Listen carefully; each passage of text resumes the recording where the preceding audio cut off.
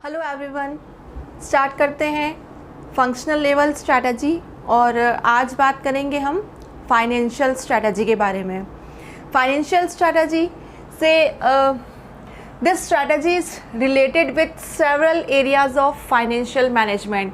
किसी भी ऑर्गेनाइजेशन में फाइनेंस को लेके, अकाउंटिंग को लेके जितने भी ट्रांजेक्शन्स होते हैं उन सबको मैनेज करना, उनके लिए प्लानिंग करना, that is a part of financial strategy.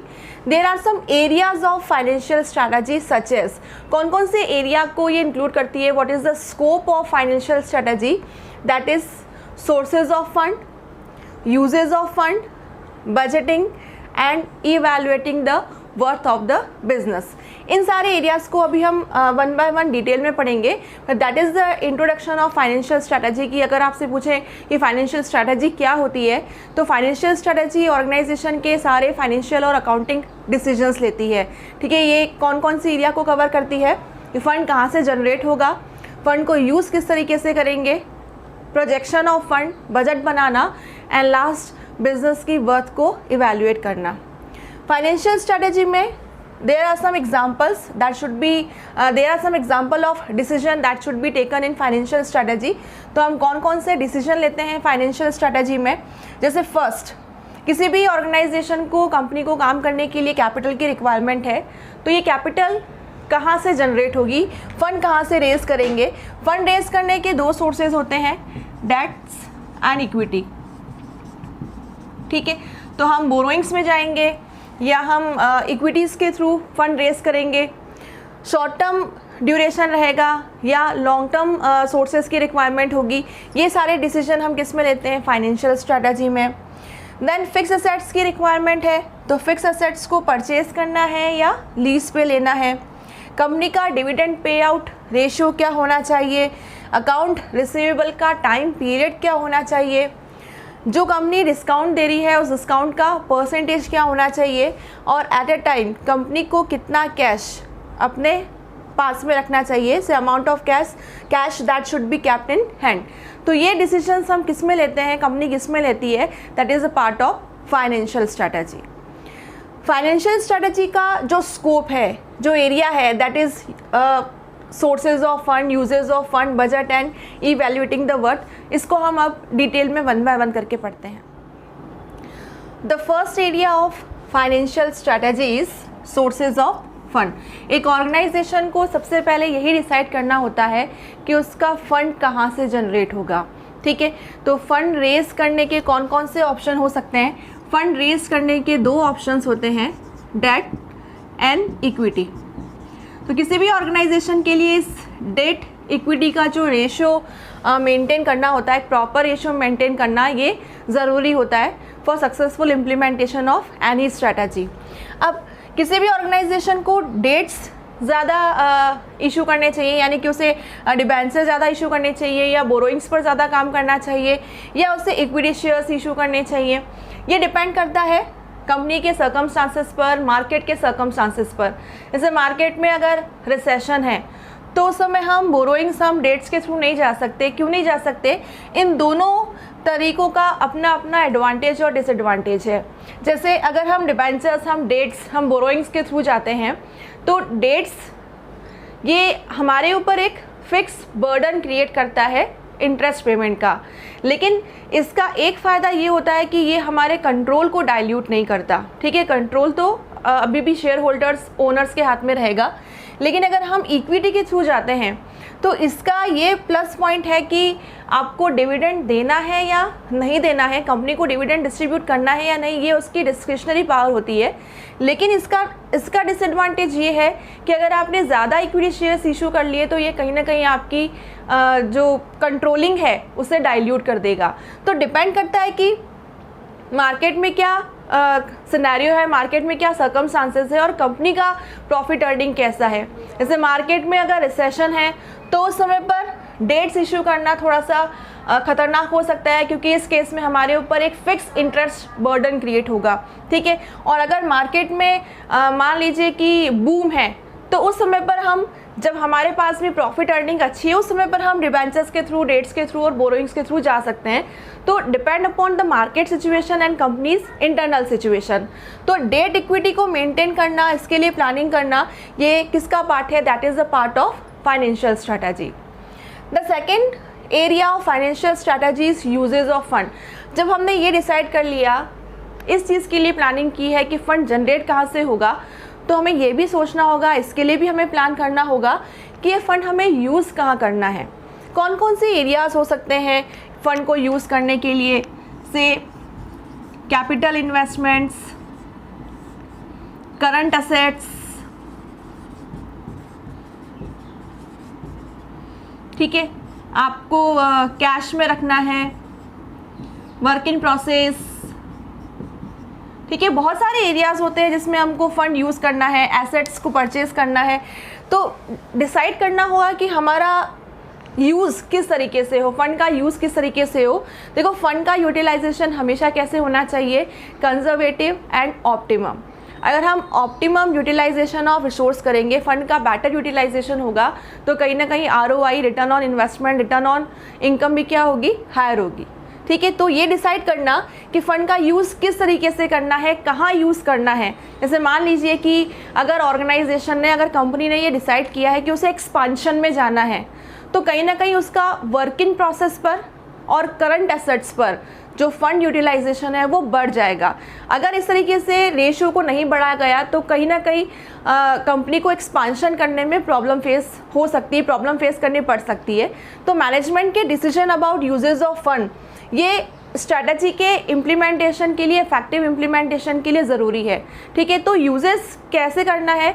Optimum utilisation of fund, ताकि स्ट्रैटेजी प्रॉपर्ली इम्प्लीमेंट हो सके और हमें हमारे डिज़ायर्ड रिजल्ट मिल सके। ठीक है, then the next area of financial strategy is budget. Budget बोलिए या प्रोजेक्टेड फाइनेंशियल स्टेटमेंट। हम किसी भी स्ट्रैटेजी को चूज़ करते हैं, सेलेक्ट करते हैं और उसे इम्प्लीमेंट करते हैं, तो उसके लिए हमें साथ में फाइनेंशियल फोरकास्टिंग भी करनी होती है। जैसे मान लीजिए किसी ऑर्गेनाइजेशन ने सेलेक्ट किया कि उसे प्रोडक्ट डेवलपमेंट में जाना है। मान लीजिए एक ऑर्गेनाइजेशन ने चूज़ किया कि उसे प्रोडक्ट डेवलपमेंट स्ट्रैटेजी चूज़ करनी है। हम पढ़ चुके हैं ये strategy, existing market, new product. तो इस केस में ऑर्गेनाइजेशन को ये फोरकास्ट करना होगा कि उसका मेजर एक्सपेंडिचर किस पे होने वाला है? R&D पे होने वाला है, रिसर्च एंड डेवलपमेंट में। तभी तो आप एक नया प्रोडक्ट मार्केट में लॉन्च कर पाओगे ना। तो अकॉर्डिंगली आपको फोरकास्ट करना पड़ेगा, बजट बनाना पड़ेगा और R&D के लिए आपको ज़्यादा बजट सेंक्शन करना पड़ेगा। या फिर अगर ऑर्गेनाइजेशन ने चूज़ किया है मार्केट डेवलपमेंट, तो मार्केट डेवलपमेंट कौन सी स्ट्रैटेजी होती है? मार्केट डेवलपमेंट में प्रोडक्ट तो एग्जिस्टिंग होता है लेकिन मार्केट न्यू होता है। तो इस केस में मेजर एक्सपेंडिचर किस पे होने वाले हैं? प्रमोशन पर। ठीक है, तो अकॉर्डिंगली आपको फोरकास्टिंग करनी होगी कि आपका एरिया ऑफ एक्सपेंडिचर कौन से एरिया में आपको ज़्यादा बजट रखना है, कौन से एरिया में आपको ज़्यादा एक्सपेंडिचर करने हैं।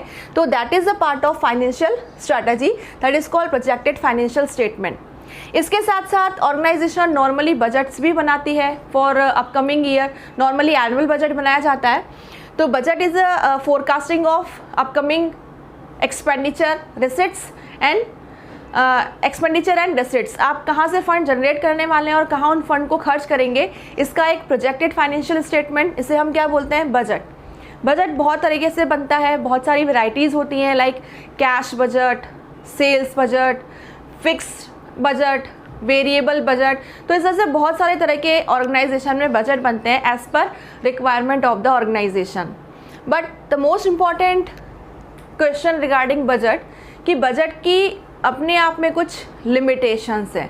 ठीक है, बजट के साथ कुछ कंस्ट्रेंट है, बजट के साथ कुछ लिमिटेशन है जो शायद कहीं ना कहीं डिज़ायर्ड रिजल्ट अचीव नहीं करवा पाती। जिस ऑब्जेक्ट को लेके हम बजट बनाते हैं शायद वो ऑब्जेक्ट हमें अचीव नहीं हो पाते। क्यों नहीं हो पाते? क्योंकि कुछ सिचुएशंस में बजट फेल हो जाता है या डिज़ायर्ड रिजल्ट अचीव नहीं करवा पाता because of some limitations. Budget की क्या है? कुछ लिमिटेशंस हैं। क्या लिमिटेशंस हैं? These are the limitations of budget. The first limitation with budget is over budgeting and under budgeting. Obviously हम बजट फोरकास्टिंग पर बेस होकर करते हैं, पूरी तरीके से एस्टिमेशन है, फोरकास्टिंग है। तो अगर हम फोरकास्टिंग प्रॉपरली नहीं कर पाते या कहीं उसमें कुछ कमियां रह जाती है तो एक प्रॉब्लम क्रिएट हो जाती है कि या तो बजट ओवर बजटिंग में क्रिएट हो जाता है या अंडर बजटिंग, और ये दोनों ही सिचुएशन ऑर्गेनाइजेशन के लिए बेनिफिशियल नहीं है। The second limitation with budget is sometimes it becomes substitute for objective. Substitute for objective का मतलब ये होता है कि बजट हमारा ऑब्जेक्ट नहीं होता, बजट ऑब्जेक्ट को अचीव करने के लिए एक टूल के फॉर्म में यूज़ होता है, ठीक है। It is a tool, budget is a tool rather than and itself. हमारा ऑब्जेक्ट बजट बनाना इसलिए है ताकि हम स्ट्रैटेजी को प्रॉपरली इम्प्लीमेंट कर सकें और एग्जीक्यूट कर सके, डिज़ायर्ड रिजल्ट्स अचीव कर सके। लेकिन कभी कभी ऑर्गेनाइजेशन अपने सारे एफर्ट सिर्फ किसकी तरफ लिमिटेड कर देती है, बजट बनाने की तरफ। और बजट के नाम पर बहुत सारी चीज़ें, जैसे कि ऑर्गेनाइजेशन में जो एम्प्लॉयज़ हैं उनको अप्रेजल्स प्रोवाइड नहीं करना, या उन्हें जो भी उनके परफॉर्मेंस के अकॉर्डिंग बोनस या कमीशन प्रोवाइड करना है, सैलरी रेज करनी है, ये सब चीज़ें हम नहीं कर पाते और कहीं ना कहीं उनको हम मोटिवेट नहीं कर पाते।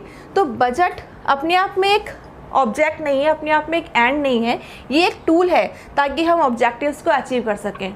और अगर हम हमारे ऑर्गेनाइजेशन के एम्प्लॉयज़ को मोटिवेट नहीं करेंगे, उनको अप्रेजल्स या परफॉर्मेंस अप्रेजल्स प्रोवाइड नहीं करेंगे, बोनस प्रोवाइड नहीं करेंगे, तो कहीं ना कहीं कॉम्पिटिटर्स इस बात का फ़ायदा उठा सकते हैं। वो हमारे स्किल्ड एम्प्लॉयज़ को, हमारे मैनेजमेंट को तोड़ सकते हैं, और इसकी वजह से जो लेबर टर्नओवर इंक्रीज़ होगा या ऑर्गेनाइजेशन को जो नुकसान होगा उसके कॉन्सिक्वेंसेस भी देखने होंगे। तो इसके लिए हम एक वर्ड यूज़ कर सकते हैं, that sometimes budget use as instrument of tyranny. Instrument of tyranny का मतलब एक तरीके से तानाशाही के इंस्ट्रूमेंट की तरह, कि अगर आपसे बोला जाए कि सैलरी बढ़ा दो तो बजट नहीं है, अगर आपसे बोला जाए परफॉर्मेंस अप्रेजल दे दो तो बजट नहीं है, कोई मशीनरी परचेज करनी है बजट नहीं है, हर चीज़ पे हम बजट लिमिटेशंस को लेकर बैठ जाते हैं, तो फिर हमें वो डिज़ायर्ड रिजल्ट्स अचीव नहीं होंगे। और इसका रिजल्ट एम्प्लॉयज़ के रिगार्डिंग क्या होगा, हो सकता है हमारा लेबर टर्नओवर इंक्रीज़ हो जाए, जो हमारी लेबर है, जो हमारे एम्प्लॉयज़ हैं वो पूरी तरीके से मन लगा के काम ना करें, तो इसके सारे नेगेटिव कॉन्सिक्वेंसेस एक ऑर्गेनाइजेशन को देखने होंगे। The one more limitation of budget is it based solely on president. Budget कैसे बनाते हैं, हम लास्ट ईयर का डेटा, जैसे मान लीजिए हमें सेल्स बजट बनाना है, हम लास्ट ईयर का डेटा लेंगे, अकॉर्डिंगली हम मार्केट फोरकास्टिंग के बेसिस पर प्लस और माइनस करेंगे, ठीक है, और उस पर बेस्ड होके हम कुछ एडिशंस और सब्ट्रैक्शन करने के बाद में हम नए साल का बजट बना लेंगे। जैसे आपने कभी कॉस्ट अकाउंटिंग में बजट बनाना सीखा हो तो आपको लास्ट ईयर का डेटा गिवन होता है, एडजस्टमेंट एडिशनल इन्फॉर्मेशन में गिवन होते हैं, और उन एडिशनल इन्फॉर्मेशन का यूज़ करके आप प्रेसिडेंट लास्ट ईयर के बजट में एडजस्टमेंट करके न्यू बजट बनाते हैं, रादर देन कि आप एक एक एरिया को एनालाइज करके कि हमें लास्ट ईयर में अगर बजट के रिगार्डिंग रिजल्ट्स अचीव नहीं हुए, कई हमारे एडवर्स इम्पैक्ट थे तो कई पॉजिटिव थे, हमने एक एक चीज़ का एनालिसिस नहीं किया, प्योरली हम किस पर बेस्ड हो गए, प्रीवियस बजट पर, प्रेसिडेंट लिया, एडजस्टमेंट किए, न्यू बजट बना दिया। तो इससे बहुत सारी जो कमियां होती हैं जो हमारे लास्ट बजट में रह गई, जिनको हम एनालाइज नहीं कर पाए, वो नेक्स्ट बजट में भी क्या हो जाती है, कैरी फॉरवर्ड। तो these are some limitations with budget. The last area of financial strategy is evaluating the worth of business. से मार्केट में एक्विजिशंस और मर्जर्स होते हैं फॉर एक्सपांशन, तो उस केस में ऑर्गेनाइजेशन को अपनी, या जिस ऑर्गेनाइजेशन को आप टेक ओवर कर रहे हैं उसकी वर्थ पता होनी चाहिए। तो ऑर्गेनाइजेशन की वर्थ कैसे कैलकुलेट करते हैं, there are 3 approaches for evaluating the worth of the business. The first approach, ये सबसे कॉमन अप्रोच है जो आप अकाउंट्स में भी यूज़ करते हैं परचेज कंसिडरेशन कैलकुलेट करने के लिए। That method is called net worth और स्टेक होल्डर्स इक्विटी। इसमें आप नेटवर्थ कैलकुलेट कर लीजिए, से लायबिलिटीज़ और एसेट्स का डिफरेंस निकाल के, और उसमें गुडविल का एडजस्टमेंट कर लीजिए, ठीक है। अकॉर्डिंगली आप पीसी फाइंड आउट कर लेते हैं, परचेज कंसिडरेशन फाइंड आउट कर लेते हैं, और इससे पता चल जाता है कि ऑर्गेनाइजेशन की वर्थ क्या है। That is first approach, net worth approach. Second approach ये बोलती है ये भी आप प्रैक्टिकली अकाउंट्स में यूज़ करते हैं। Future benefit, future maintainable benefit के बेसिस पर आप ये ज्यूम कर लेते हैं कि आने वाले 5 साल तक आप इसी प्रॉफिट को, जो आप करंट प्रॉफिट जो आप अर्न कर रहे हैं, वो 5 साल तक आप मेंटेन कर सकते हैं। दैट इज़ कंजर्वेटिव अप्रोच, एक रूल बना दिया है। तो इसमें आप कैसे फाइंड आउट करते हैं, इसमें आप एवरेज प्रॉफिट ले लीजिए, एवरेज प्रॉफिट मल्टीप्लाई बाय 5। अब एवरेज प्रॉफिट भी हम कितने ईयर्स का ले सकते हैं, लास्ट 5 ईयर्स का ले सकते हैं। तो एवरेज प्रॉफिट जो है वो हम ये मानते हैं कि 5 साल तक हम मेंटेन कर पाएंगे। तो average profit multiply by 5 is equal to worth of the business. That is very conservative approach. The third approach for valuating the business is let the market determine. Market को डिसाइड करने दीजिए कि आपकी worth क्या है। कैसे decide करने दे सकते हैं? 3 ऑप्शन है मार्केट कैसे डिसाइड कर सकता है। द फर्स्ट ऑप्शन इज, आपकी ऑर्गेनाइजेशन, आपकी कंपनी के सिमिलर कोई कंपनी अगर मार्केट में सेल हो रही है, टेक ओवर हो रहा है उसका, तो वो कितने में टेक ओवर हुई है, उसका क्या सेलिंग प्राइस, क्या पीसी डिसाइड हुआ है, that purchase consideration, that selling price is your worth. ठीक है, आपसे सिमिलर, आपकी सिमिलर कंपनी का क्या सेलिंग प्राइस रहा, क्या वर्थ रहा, that is also your worth. तो that is let the market determine कि मार्केट में सिमिलर कंपनी का जो प्राइस है वही आपकी भी क्या होगी, वर्थ होगी। दूसरा तरीका है price earning ratio method. Price earning ratio method ये बोलता है कि फर्स्ट आप प्राइस अर्निंग रेशियो कैलकुलेट कर लो, that is MPS upon EPS, और मल्टीप्लाई बाय कर लो आप 5 ईयर के एवरेज प्रॉफिट से, that would be your worth. And the last method is market price per share find out कर लो। अभी मार्केट में कंपनी का क्या प्राइस चल रहा है, market price per share multiply by number of share outstanding. ये जो टोटल आएगा इसमें आप अपने गुडविल का एडजस्टमेंट कर लो, गुडविल ऐड कर लो, प्रीमियम ऐड कर लो, that would be your worth of the business. तो these are the methods for evaluating the worth of business. तो फाइनेंशियल स्ट्रेटेजी में हम ये 4 तरह के डिसीजंस, ये 4 एरियाज़ को कवर करते हैं। हमारा फ़ंड का सोर्स क्या होगा, फ़ंड का यूजेस हमें किस तरीके से करना है, बजट प्रिपरेशन करना, फाइनेंशियल स्टेटमेंट प्रिपेयर करना, and the last one worth of the business को कैलकुलेट करना।